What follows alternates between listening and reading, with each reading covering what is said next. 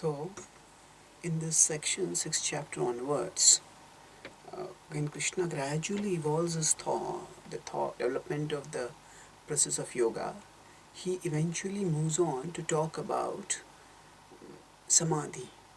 And when we are talking about samadhi, there are different levels of samadhi. So let us look at these levels and then we will look at Srila Prabhupada's purport.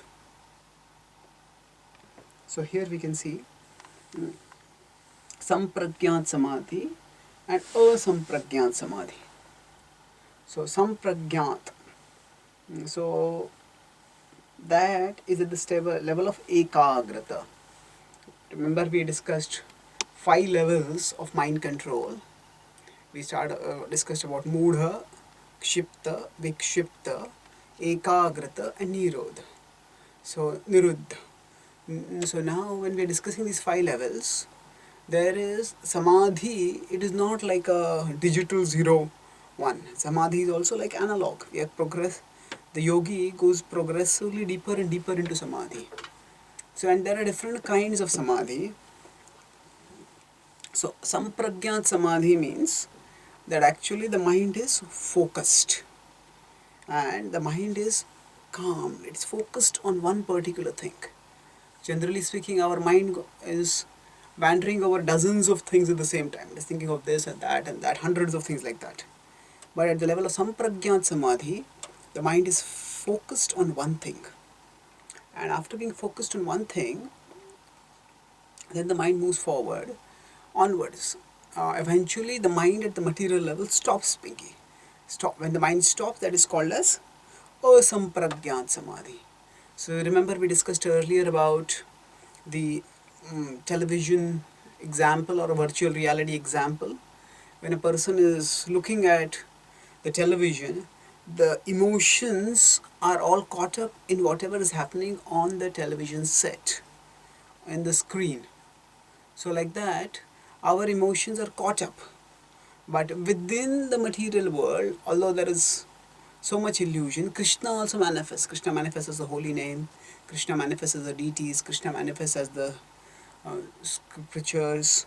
So when we fix our mind on these manifestations of Krishna, that is samadhi. And for the yogi also, now here, samadhi, if we talk it from the, first let's understand the concept of samadhi, then we'll talk about how it happens on the path of yoga. Now when the mind is asampragyat samadhi means when the mind is stopped. That means uh, instead of just focusing on one thing within the TV, this person just stops looking at the TV, turns away from the TV and looks elsewhere. So that is a higher level. Why is that the higher level? Because at that level, one is not at all connected with the illusion. So the mind is stopped. So there is sampragyat and asampragyat. And now that means sampragyat means that the mind is conscious of the material level of reality, but within the material level of reality, the focus is on a spiritual concept.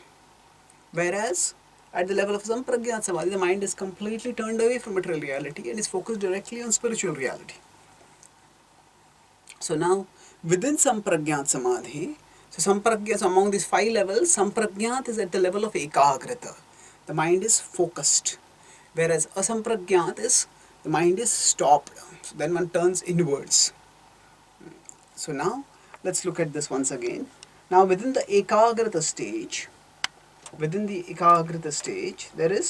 there are 2 kinds of samadhis for the savitarka and savichara samadhi. So savitarka samadhi means that an external object is used to focus the mind. So that external object may be, one may start by fixing the mind on the tip of the nose or nasikagram, so as we discussed in this 6th chapter itself in 6.13, or it may be bhru or madhya, one may fix the mind in the middle of the eyebrows. So one takes an external object, or one may also look at some external mudra, so external yantra, not mudra. Yantra is a particular diagram that can help one focus on higher realities. So like that, there can be various things which one can try to focus on. Now, when one is trying to focus on such things, the essential principle is that one wants to move from lower level of reality, that is material reality, to higher level of reality, that is spiritual reality. So if an external object helps one in concentrating that way, one can use that. So now this is not considered a very high level of concentration, because one requires an external object to concentrate and to turn inwards. That is savitark. Now beyond that, one may take an internal conception to focus. So when one takes the conception to focus, at that time also one is able to focus, but the focus even at that time is on the thought. That now we understand that the reality, there are three levels: there is physical, then there is mental, and then there is spiritual. So when one uses some object from physical reality as a central point, as a focal point for concentration, then that is Savitarka Samadhi. Then when one moves forward and takes a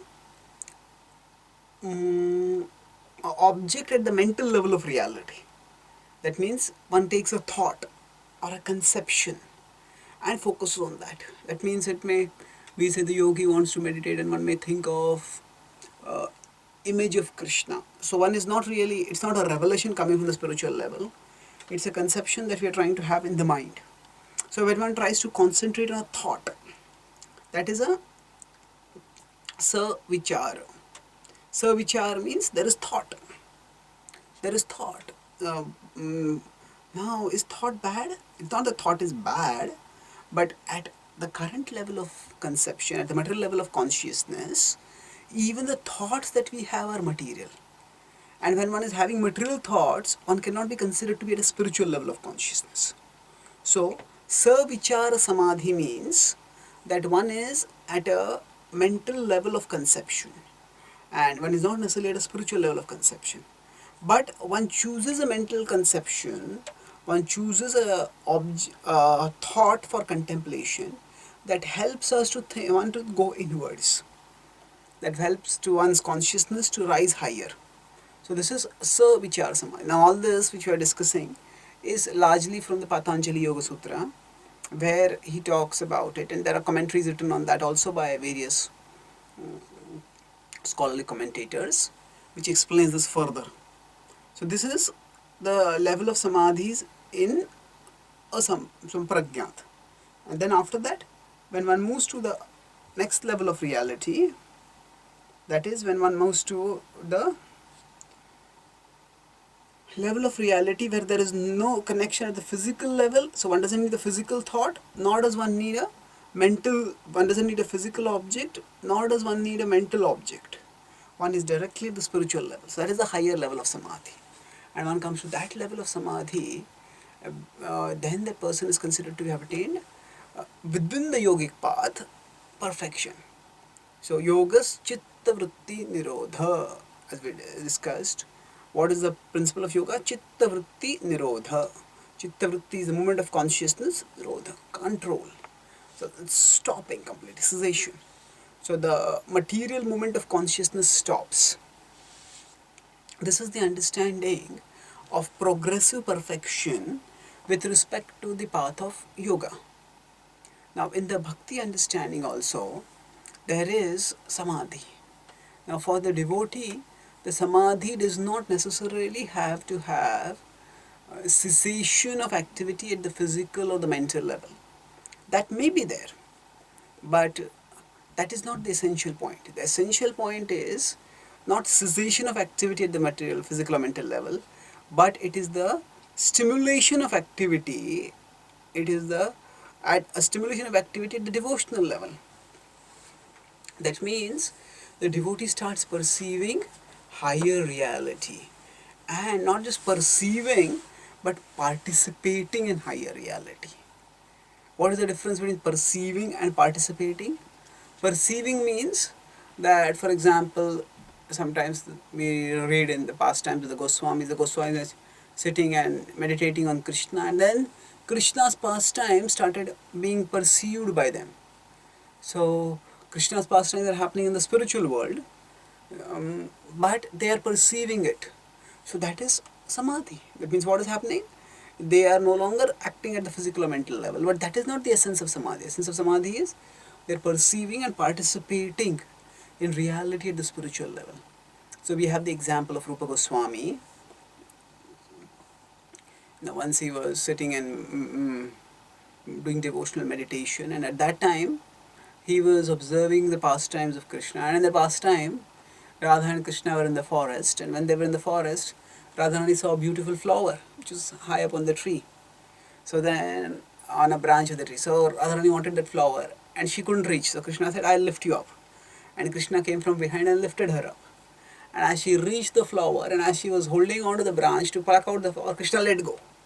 And when Krishna let go, Radharani cried out with fear, and she held on to the branch, and the branch was not so strong, and Radharani was crying in fear, and Krishna started laughing. And seeing this mischievous nature of Krishna, Rupa Goswami started laughing. And Rupa Goswami started laughing. At that time, there was a Vaishnava who was passing by that area. Now this Vaishnava happened to be lame. So he was walking with a limp, and when he was passing by at that time, Rupa Goswami observed his meditation, this pastime in his meditation, and started laughing. So that devotee thought that Rupa Goswami is laughing at me, and he got upset by that. Why is he laughing at me? And as soon as the Rupa Goswami got upset, that Vaishnava got upset, Rupa Goswami's trance broke. And he got, yeah, that's the wonderful pastime was relishing. What happened? And he tried to meditate, but the pastime didn't come back. And then he understood, probably I must have done something which was a displeased devotee. And because of this, my vision of the pastime went off. And then, it's a elaborate story. Then he consulted Sanatana Goswami. Sanatana Goswami said, "You invite all the Vaishnavas for a feast.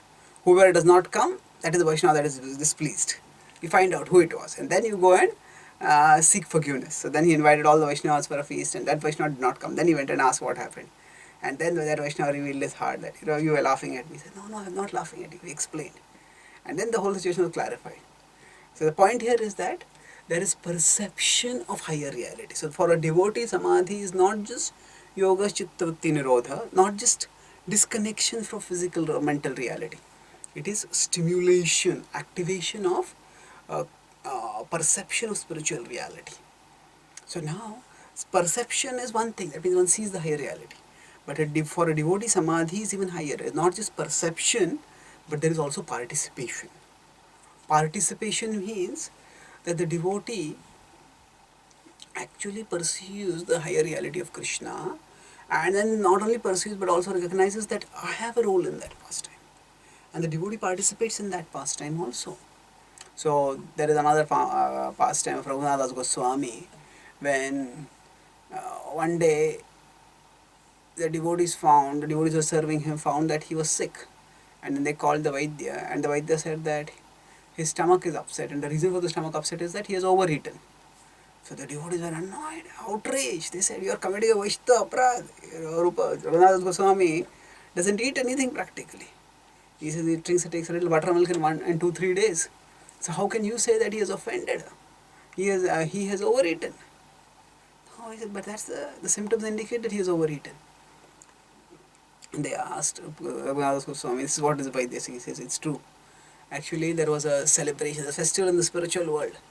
And at that time, kheer had been cooked by Radharani for Krishna. And then all the Sakhis and the Manjaris, they had the remnants of Krishna. So the kheer was so delicious that we overate.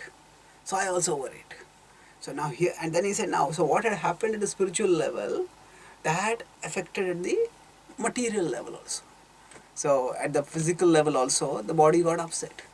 So there is also this conception of Manas Puja, where in Nectar of Devotion, this pastime is described that a devotee tries to serve Krishna by offering a kheer in the mind. The devotee is very poor and he tries to offer kheer, but he wants to offer the best worship to Krishna, the best bhoga to Krishna, but he doesn't have anything to offer. So he offers kheer. And when he offers kheer, at that time, he prepares the kheer in the mind. With his mind, I'll offer it. And he prepares it very elaborately, makes it very delicious. And then before offering, one has to test. We treat Krishna as a person, so it should not be too hot. So he's about to offer it. At that time, he finds that actually it is not offerable. He wants to check whether it is cool enough. And he just touches his finger. And as soon as he touches his finger, In his meditation, touching the finger, but he feels a hot sensation in his finger, and he opens his eyes and his finger is actually burnt. So then here what is happening? Actually the devotional contemplation is making what is a higher reality manifest at a lower level also. What is a spiritual reality manifest at a material level also. So the point here is, for a devotee, samadhi is not just passive meditation. It is active, not just perception, but active participation. For a devotee, samadhi is not just passive perception, but active participation. And this is the samadhi which we see Chaitanya Mahaprabhu was in repeatedly. Actually, Chaitanya Mahaprabhu's trances of ecstasy can be seen at three levels. At this level, can say that one level is that there will be perception. So these are similar to what I have been saying, perception and participation, but there are levels in it. Perception means Chaitanya Mahaprabhu would be at one moment with other devotees, and they would be discussing Krishna Katha, hearing some verses from the Bhagavatam, some songs of Krishna, and suddenly Chaitanya Mahaprabhu would see they are walking through Jagannath Puri on the road, and in Jagannath Vallabh Gardens, suddenly Chaitanya Mahaprabhu would see Krishna. And when he would see Krishna, he would see Krishna playing his flute, and suddenly he would run, leaving all the other devotees, charge away at full speed, and then he would go and charge towards Krishna to embrace Krishna's lotus feet, to take Krishna's shelter. And then he would reach there, just as he would about to reach there, he would faint. And when he would, Krishna would disappear and he would faint. And the devotees would come and ask, what happened? What happened? He says, I saw Krishna, but Krishna disappeared. I am so unfortunate. This was what for the first time Chaitanya Mahaprabhu, he took sannyas at Katwa, and then he was going towards Vrindavan, but he was brought back to other Acharya Prabhu's place in Shantipur. So this was at that time also, Chaitanya Mahaprabhu had mystical visions. So this is when one is with others, but suddenly one pursues a higher reality. Now this is not an imagination. Actually Krishna is present, and a devotee gets temporary glimpses of Krishna. That is also samadhi. Then beyond that, there can also be not just perception. So suddenly Krishna Mahaprabhu would run away, but then when he would actually not just get a glimpse, but he would participate in Krishna's pastimes. So when you participate in Krishna's pastime, he would say that Chaitanya Mahaprabhu, this was one pastime when he would, for example, this comes in the Antilila of Chaitanya Charitamrita, 18th chapter, I think, where there is a fisherman. And the fisherman one day catches a fish and he becomes very happy because he has caught a giant fish. Giant fish. And as he pulls out the giant fish, he says, what is this? This is not a fish. It's some strange being. And at that night, the devotees have found Chaitanya Mahaprabhu disappeared, and they're frantically searching everywhere. And then they find this fisherman who is acting like a madman. And they ask, what happened? He's just chanting. He's frantically chanting the names of Vishnu, of Krishna, and he's frantic practically. I asked him, what happened? What happened? So he said that, I caught a fish, and actually when he said, I have been haunted by a ghost. He said, normally I chant Narsimha mantra to drive away ghosts. But I don't know what kind of ghost has haunted me. The more I chant Narsimha mantra, the more haunting increases. So then I asked, what does happen? I want to find an exorcist who will drive away the ghost. So then, among the associates, Chaitanya Mahaprabhu Swarup Damodar is there, secretary of Chaitanya Mahaprabhu. He says, I am an exorcist. I know, I'll drive away the ghost. And what he does is, he slaps him on the face. And he says, what happened? How did you get the ghost? He said, I caught a giant fish. And then, as soon as I tried to touch the fish, then I got this ghost. He said, no, that is not ghost, that is Mahaprabhu. He says, no, this is not Mahaprabhu. I have seen Mahaprabhu. This was completely different. So what had happened was, actually Chaitanya Mahaprabhu's whole body, his bodily limbs had become changed completely. What had happened was, now he was not only having a spiritual perception, but he was also having a participation in the spiritual pastimes, and that participation was not just having some small effect in terms of, say, stomach indigestion or finger burning, but actually the whole joints had become disjointed.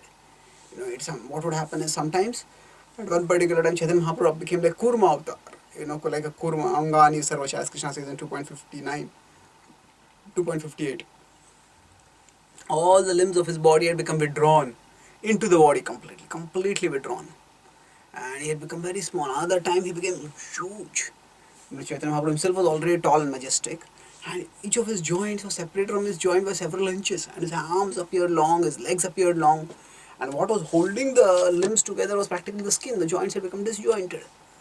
So, and then the devotees would be mortified, frightened to see such transformations in Chaitanya Mahaprabhu's form. And then they would beg Chaitanya, they would pray, but nothing would happen. Finally, when they would chant the holy names, then actually what would happen is Chaitanya Mahaprabhu would come back to external consciousness. So, like this, there are many extraordinary pastimes. Now, these are the mystical visions that can come. Bhaktivinoda Thakur would talk about Sahaj Samadhi. Sahaj Samadhi means there is, by the purification and the elevation of our consciousness, there is natural spiritual cognition that will come.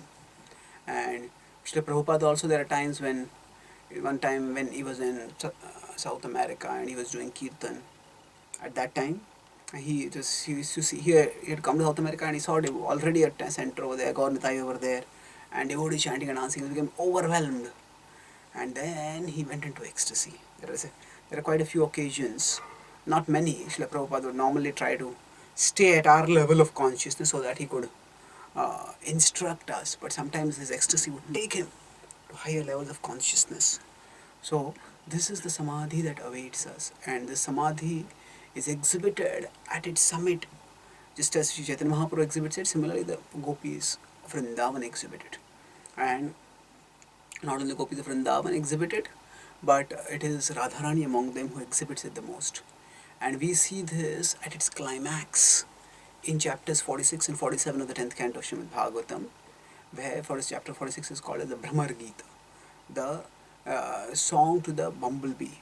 So when Uddhava has come from to Vrindavan, from Mathura to give Krishna message to the gopis. So at that time, a bumblebee comes along over there, and Chaitanya and Sri Ramsati Radharani sees that bumblebee and treats it as a messenger of Krishna. She wants to speak to Uddhava, but Uddhava is a Kshatriya, Uddhava is a man, and it's not appropriate for Radharani to chastise Uddhava. So then, whatever her feelings are towards Krishna and towards Krishna's messenger, she starts speaking them towards Uddhava. And the way she speaks, it's a very elevated subject which we can't go into right now, but she speaks her heart out and she's just in a frenzy of emotions. He says, you know, you are an unreliable servant of an unreliable master. I don't want to hear anything from you. Go away. And then that bumblebee tries to come and touch Radharani's feet. He says, I don't want, you shouldn't touch my feet. You can't flatter me. Go away from here. And then I said the bumblebee keeps moving around and she says, no, I'm not going to listen to you. And then the bumblebee goes away. And she says, oh, it's gone away. And she becomes so agonized. She says, I spoke so much about Krishna, so bad about Krishna. I said that Krishna is a cheater, Krishna is a liar, I don't trust Krishna. And he will go and say all this to Krishna. No. Krishna will get angry with me. And suddenly that bumblebee appears again. And she says, oh, very good, you are very merciful, you have come back. I will tell Krishna that we always love him, whatever happens. Is he going to come back? And the Uddhava, now we might think this is just a mad woman who is speaking such things. But Uddhava understands, he's observing, he understands what is the exaltedness of this level of absorption, obsession in Krishna. And then he says, oh, gopis, you are so exalted. He doesn't pray to the gopis, but he prays to Krishna. That my only aspiration is that let me become shrub, grass, just a part of the wilderness of Vrindavan, so that the gopis, when they are walking along, their feet will come on my head and I will be blessed by the feet of their head.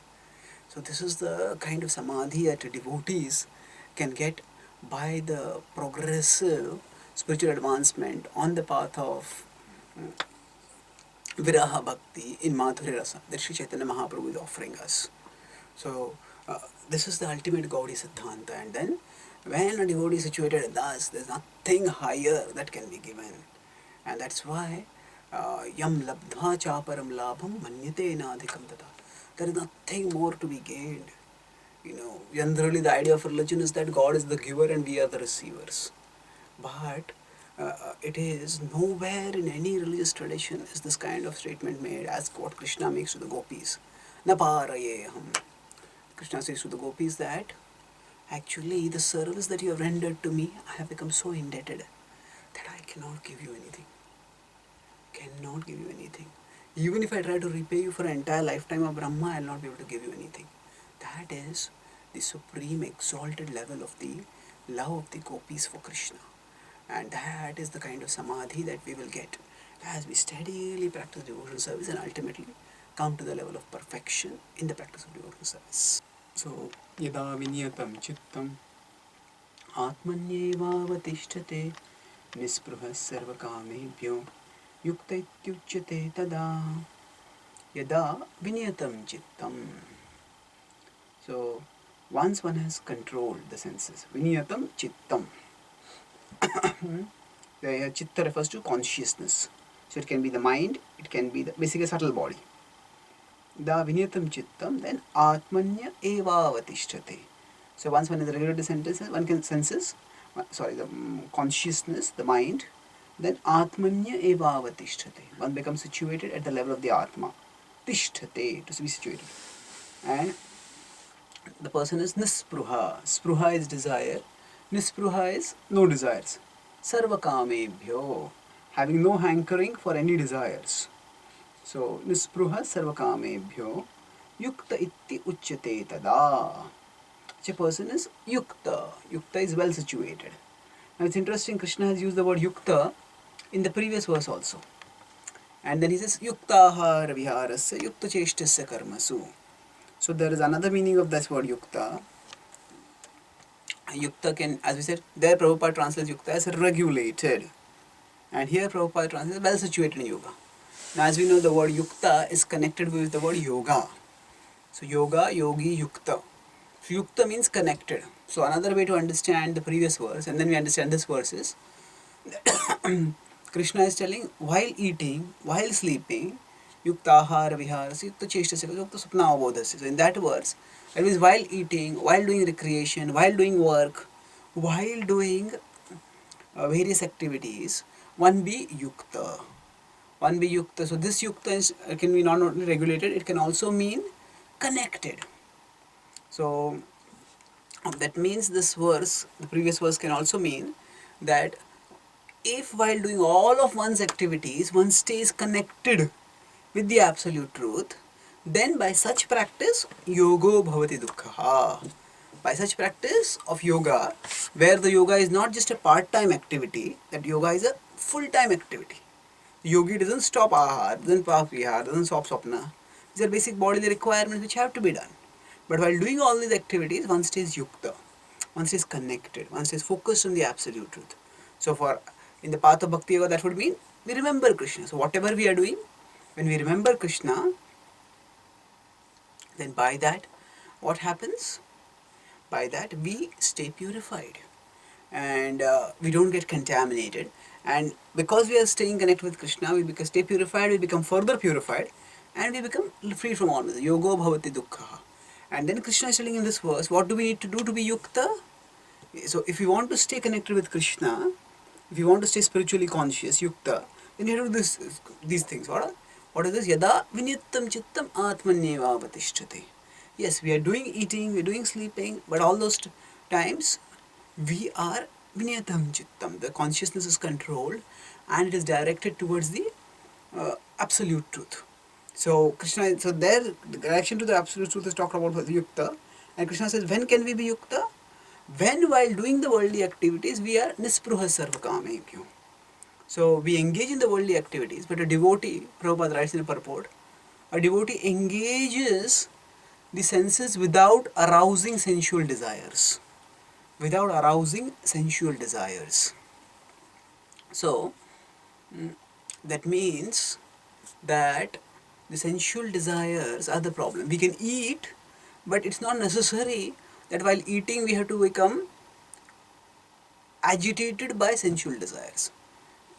If we are contemplating on Krishna and thinking this is Krishna's prasadam, then relishing Krishna prasad doesn't have to arouse our sensual desires. It can actually elevate us. So Krishna is saying, Nispruha sarva kamebhyo. Whatever activities we do not let ourselves become agitated by desires. And one do like this, then one can stay fixed in the situation of yukta. One will stay engaged, connected. And how can one do this? Prabhupada again quotes what he has quoted in 2.61 purport, the set of verses from 9.4.18 to 20. So how Ambarish Maharaj fixes his mind on Krishna by engaging all the senses in Krishna's service. So we discussed this earlier. Now Prabhupada makes a very interesting point here. This transcendental stage may be inexpressible subjectively by the followers of the impersonal path, but it becomes very easy and practical for a person in Krishna consciousness. So what does it mean? Inexpressible subjectively. So when the impersonalists are asked, what is the happiness in impersonal realization? Ultimately the idea is we have to silence all our emotions. Ultimate existence is devoid of any positive activity, any relationships, any emotions. Then what is the happiness? Then they say actually this happiness is anirvachaniya. It is beyond words. It is inexpressible. So actually it is not only inexpressible, it is also in many ways inexperienceable. Because the happiness of impersonal realization is a very small happiness as compared to the happiness of devotional realization. And it is very, very difficult to just detach oneself from matter without connecting oneself to Krishna. That's why it's a very arduous process. It's an arduous process. And it doesn't necessarily lead to very satisfactory results. So, on the other hand, Prabhupada says, for a devotee it is very easy and practical.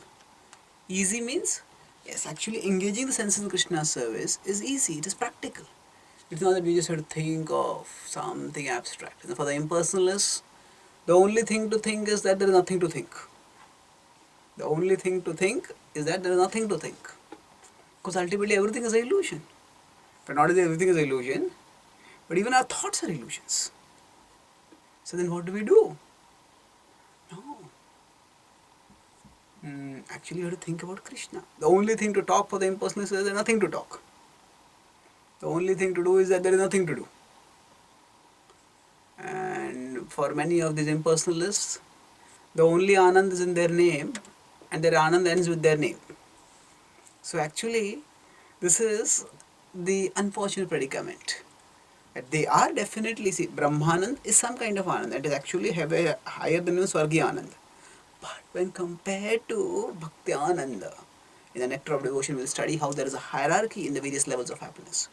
And the happiness of devotional service is far greater as compared to other forms of happiness. So Prabhupada explains, simple abnegation is not practical. Simple abnegation, simply abnegation means not saying no, no, no. It is not practical, it will not work. And Prabhupada says that transcendental engagement of the senses and the mind as described by the perfect process of transcendental achievement, and which is called yukta in the Bhagavad Gita. So here Prabhupada uses the word yukta in the previous word. So here we see context specific explanations of the word. Prabhupada in the previous verse said yukta means regulated, we should be regulated eating, sleeping. But then he says here yukta means actually the engaged in the perfect process for transcendental achievement. So that means the word yukta has two aspects. To be well situated, we have to be connected with the absolute truth, and connection with the absolute truth means regulation of the interaction with the worldly objects and regulation in our worldly activities. So in 17 yukta refers to that regulation aspect, and in 18 it refers to the connection aspect. So both are there in yukta. Now let's look at the next verse. So how is this possible, somebody may ask? If I am engaging in worldly activities, won't I get worldly desires? So Krishna gives the example how this will not happen. Yatha dipo nivatastho nengate sopamasmata yogino yata chittasya yunjato yogamatmanaha. So yatha dipo nivatastho. Deepa is a lamp and vata is wind, air. In body also we have kapha vata pitta. So vata is the air element in the body. So nivatastho means that there is no wind. So when in illuminate, when in an area where there's a lamp but there is no wind, na ingate, then the flame will not flicker, the flame will stay steady. Sa upama smrita. Similarly, as a upama, as a analogy is given, smrita it is given, what is it? Yogino yat chittasya. Yogi whose chitta is controlled, whose mind is controlled, yunjito yogamatmanaha. So, for the yogi whose mind is controlled, the consciousness stays focused on the Atma. That means,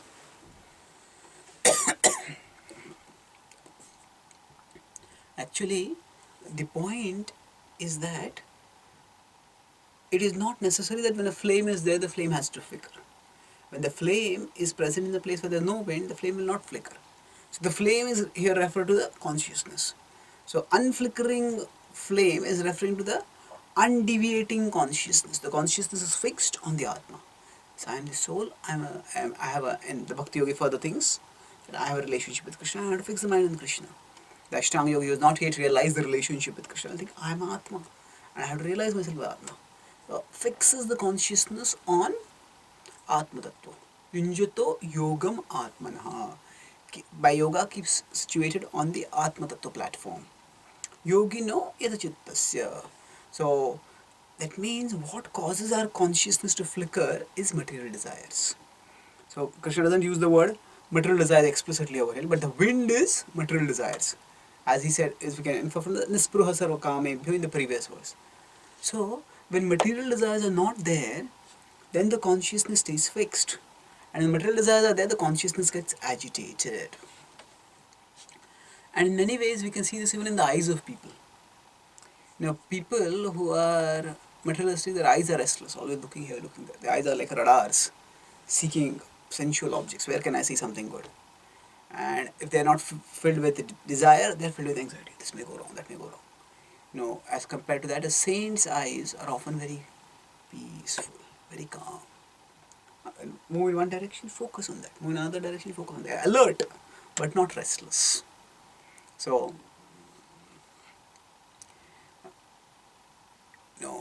actually speaking, we see Prabhupada was fast. He would do so many things throughout the day. How much he achieved single-handedly is remarkable. But Prabhupada was fast without being passionate. Prabhupada would do things very calmly. When somebody would bring a check to sign, Prabhupada would have a case for a pen, and he would take the pen out of the case, then remove the lid of the pen, cap of the pen, and then sign it. Prabhupada would never appear as if he was pressed for time, rushing. Not rushing one place, rushing one place. He would never appear pressed for time. But still, because the consciousness is fixed, he was able to do so many things. Second thing, third thing, fourth thing, fixed, and therefore he was very productive. So for most of us, we are passionate without being fast. That means what? Be passionate. Oh, I have to do that, I have to do that, I have to do that. But actually, the amount of work that we get done is very little. Although we seem to be always busy, always running here and there, but the amount of work we get done is less often. Why is that? Because the mind is restless. When the mind is restless, then even when we try to work, the work's productivity is not too good. And that's why what we do one time, then we have to undo it. Oh, this was not well done. I do it that way. Then I have to do it that way. And as we keep undoing things like this, undoing and redoing things, it increases our workload. That's why the morning sadhana time, when we purify ourselves, when we calm ourselves down, after that when we focus, then we are able to do things much more productively. Much more productively. Why? Because then we are able to focus on the principle of the absolute truth being the ultimate goal, the ultimate sustainer, the ultimate protector. And then we understand, okay, whatever is happening is under the control of the absolute truth, and I am ultimately going to serve that absolute truth. That brings calmness. And that calmness enables us to do activity intensely. Intensely means with attention and with focus. So, as devotees, there is the wind of material desires, and material desires along with it, they bring material anxieties. The greater our desires, the greater will be anxieties. So the material desires and material anxieties, they agitate us. Now, if we can keep our mind fixed, then we can do so much more. So this is the whole purpose of sadhana. Sadhana makes our consciousness nivatastho, without the wind of material desires, and then we can become fixed and more productive. So here Krishna is giving this example that fix the mind on one place, and he's saying for that stay away from material desires. So if there are no material desires, then even if one does activities, even if they are worldly activities, in the sense that they involve interaction with worldly objects, still we will not get agitated. Now Krishna will give the description of samadhi, how one attains perfection, and what is the vision of the person who has attained perfection. A very beautiful set of verses, the most thrilling description of samadhi that is there in the Bhagavad Gita. Let us look at it. So Prabhupada combines 3.5 verses into one narrative, into one purport. Let us look at them. Yatro paramate chittam viruddham yoga sevaya yatra chaivatmanatmanam pashyan atmani tushyati. So yatra means in this stage. Which stage? When a person has become yukta and one has become situated in transcendence. So uparamate means like we English in Hindi we have heard the viram. Viram means to stop. Uparamate means stop. At that time, what is stop? Yatra uparamate chittam. Chitta means consciousness. Chittam. And then how is it called stop? Niruddham yoga sevaya. By the practice of yoga sevaya, niruddham. Niruddham means cessation, stoppage. So we discussed earlier the 5 levels of mind control.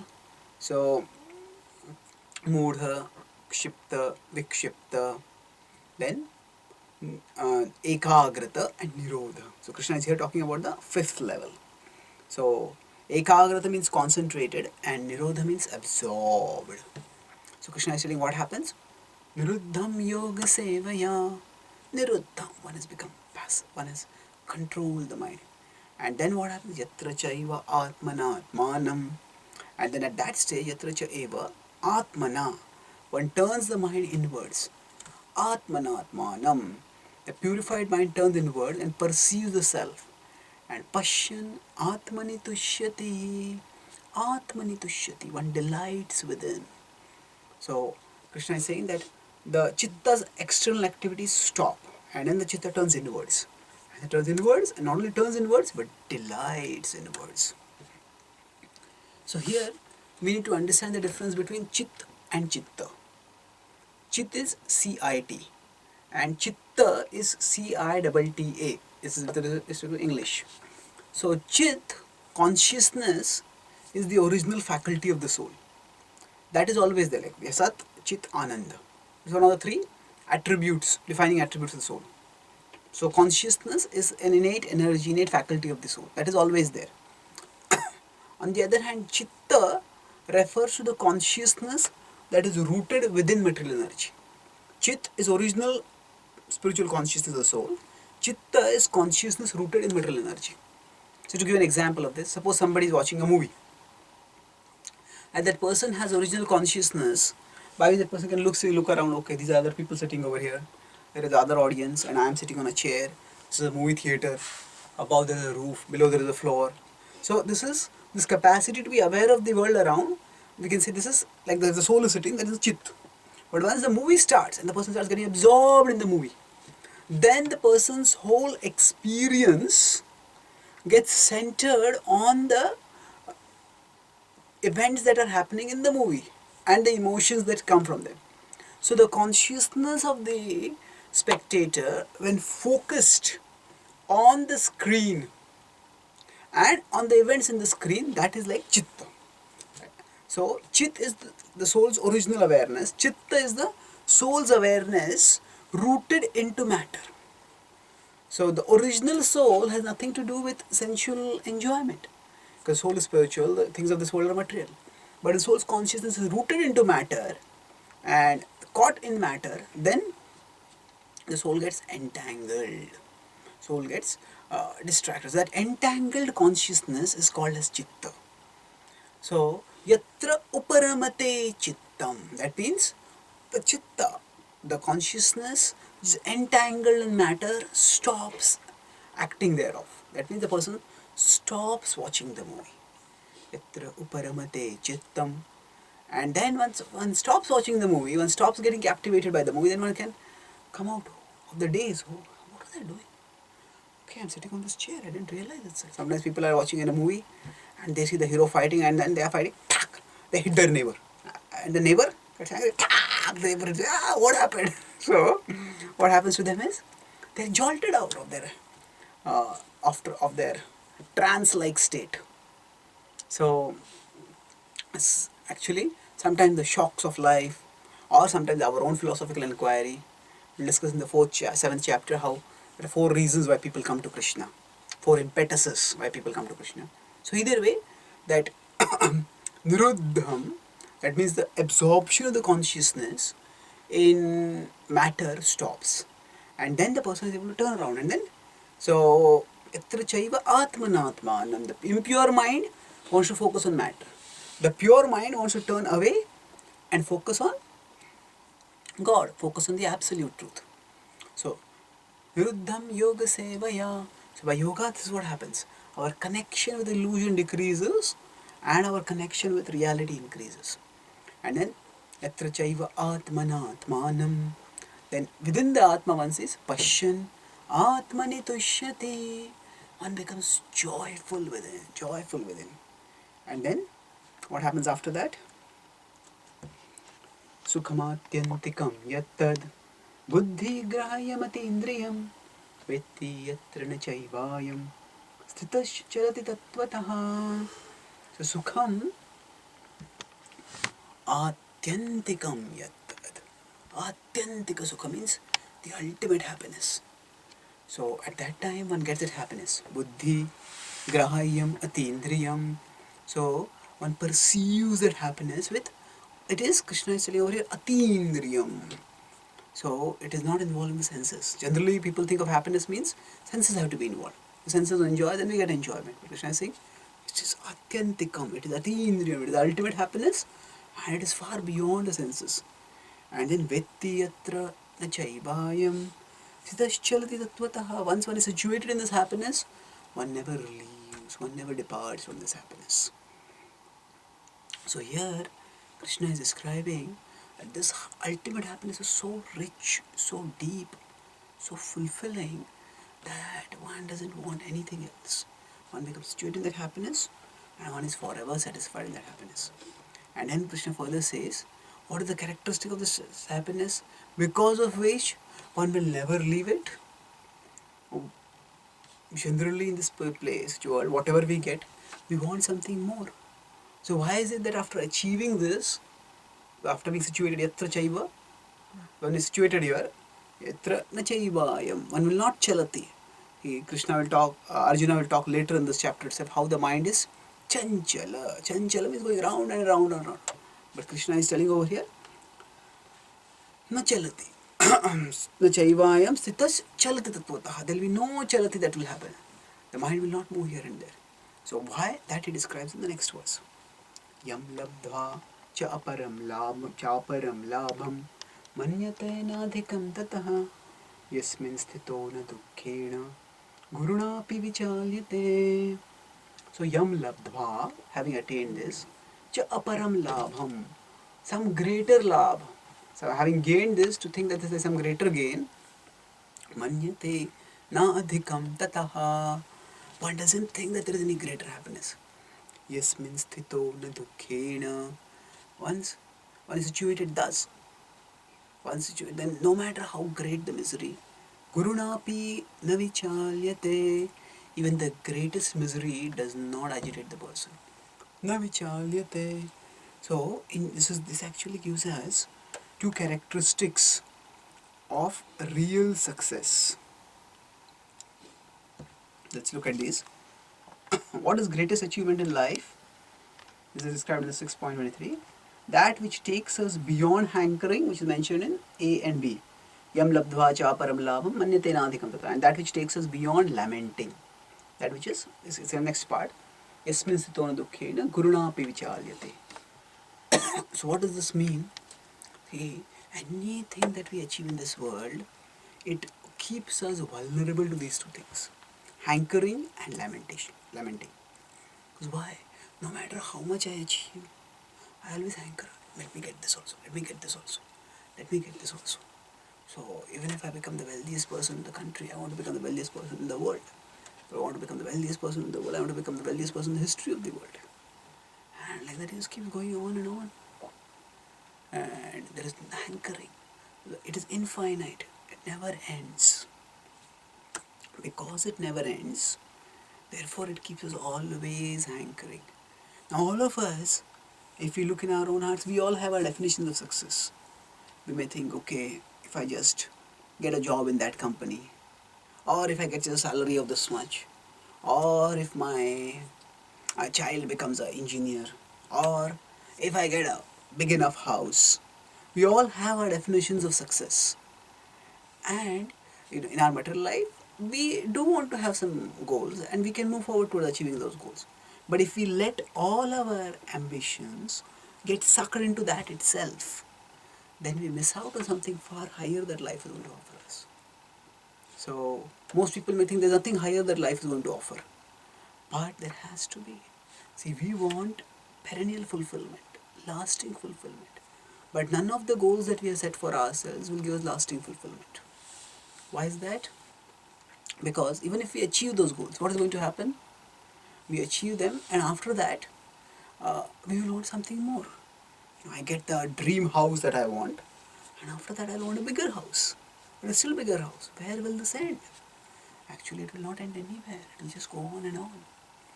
Therefore, we have to be steady. Hankering. Hankering is always going to be there. But when we achieve samadhi, so when we achieve, for a devotee, samadhi is ultimately love of Krishna. When we achieve the perfection of love for Krishna, then at that time there is no more hankering. It's complete satisfaction, perpetual satisfaction. The achievement of love for Krishna is something which will totally and eternally satisfy us. It will free us from all hankerings. And not only that, the second aspect is lamenting. Even if some person becomes successful in becoming the world's wealthiest person, even the wealthiest person in the history of the world, say, still, is that person going to be free from hankering? No. All that is going to be taken away at the time of death, or maybe even before that. And when all of that is ripped away, that person is going to lament tremendously.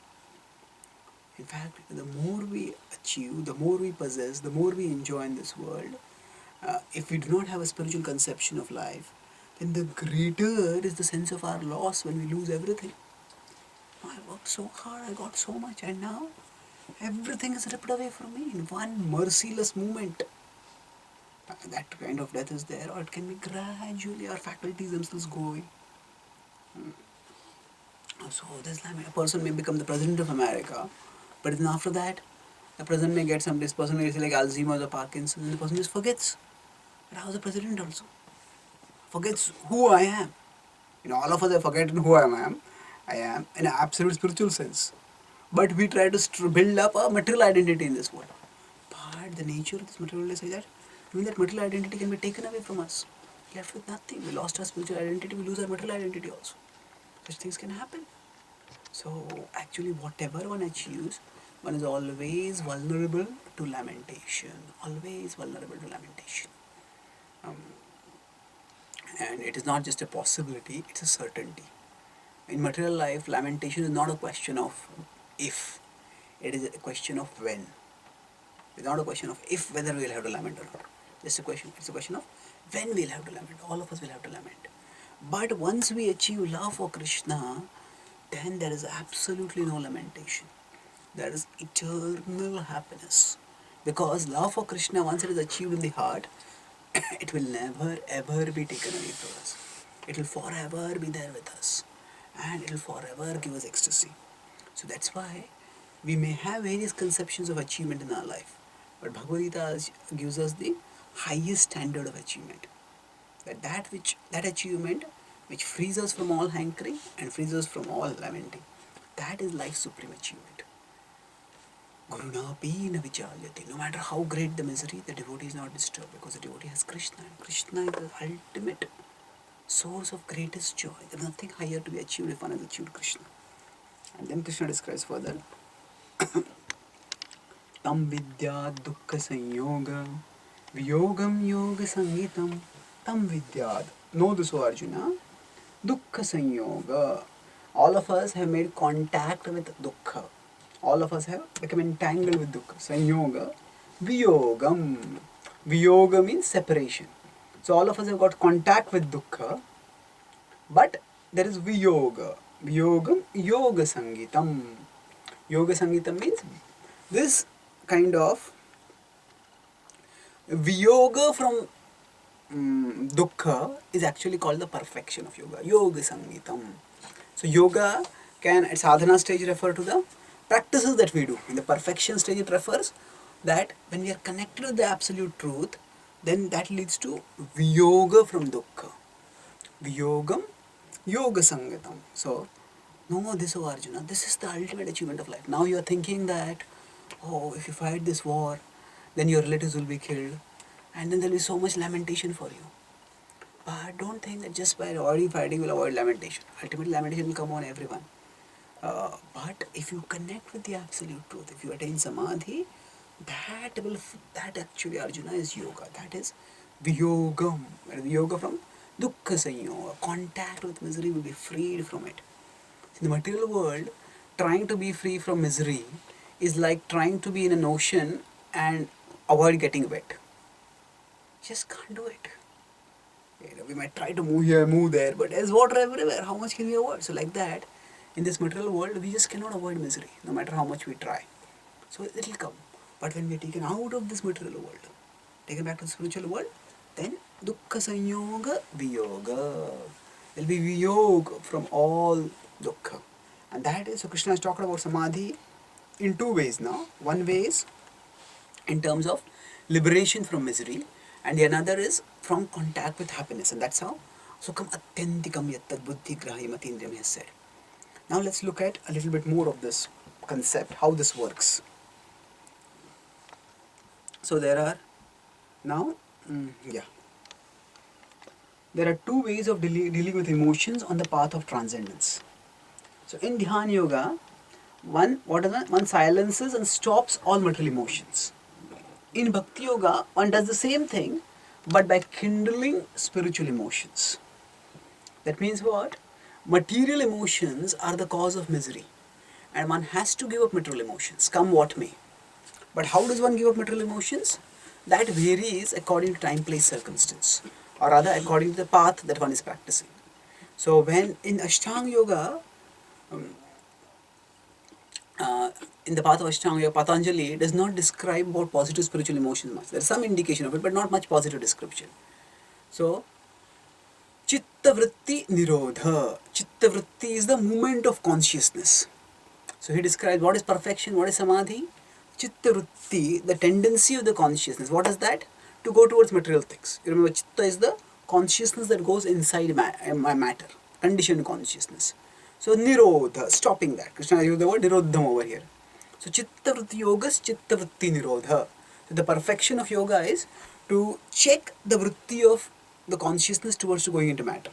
That is, so in the path of yoga, the whole focus is on cutting down, on eliminating material emotions. But in the path of bhakti yoga, that same result is achieved, but something more is achieved by a different process. We kindle spiritual emotions, and by that material emotions go away. So a devotee becomes attracted to Krishna, and when the heart is filled with love for Krishna and the desire to serve Krishna and glorify Krishna, then material desires find no room in such a heart. Generally, for example, say when an Indian or any person from any of the third world countries goes to America, America is the land of dreams. And I'm thinking, oh, I'll go there and I will enjoy over there. But when Srila Prabhupada went there, what was his emotion? His heart was so filled with spiritual desires that there's no room for material desires at all. He did not think that America is a place of enjoyment and I will enjoy over there. He simply thought, oh, this place is filled with souls who are forgetful of Krishna. And they're suffering because of forgetfulness of Krishna. So let me remind them. Let me help them remember. Let me give them Krishna. And Prabhupada prayed to Krishna over there that please allow me to turn towards them, to return to them. So this was Prabhupada's compassion, and this compassion was based on a profound spiritual vision. His heart was filled with spiritual desires and he saw everything spiritually. So when the spiritual desires are activated, automatically material desires get eliminated. And that is the process of Bhakti Yoga. So in Bhakti Yoga, our focus is not on rejecting the negative. Our focus is on taking on the positive. And that's why in Bhakti Yoga, the focus has to be on not just giving up desires, it has to be on taking up desires. Now, Prabhupada, certainly, he gave up material desires in terms of taking sannyas. But what distinguished Prabhupada among all his god brothers? Many of his god brothers were illustrious. They helped. We should not have a too negative attitude, or they fought and broke up the Gaudiya Math or something like that. But before that, when they were under serving as a spiritual master, they helped Bhaktisiddhanta Thakur build 64 Gaudiya Maths. And many of them were powerful preachers. And of course, lifelong they stayed devoted to Srila Prabhupada, to Bhaktisiddhanta Thakur, Srila Prabhupada also. But among all the disciples of Srila Bhaktisiddhanta Thakur, what distinguished Srila Prabhupada was his spiritual desire. He took up the desire to share Krishna consciousness with the world far more seriously, far more fearlessly, far more tirelessly than did anyone else. So what defined Srila Prabhupada was not the absence of material desires. That is definitely there. But what defined him as distinctive, as unique was the presence of spiritual desire. The desire to glorify Krishna. The desire to love and love Krishna not just by meditating in Vrindavan, but the desire to love Krishna by sharing that message of Krishna with the whole world. And it was that desire that animated Prabhupada even when his body was old and sickly. That's how he was constantly preaching Krishna consciousness to the whole world. So it is that desire that is the perfection of life.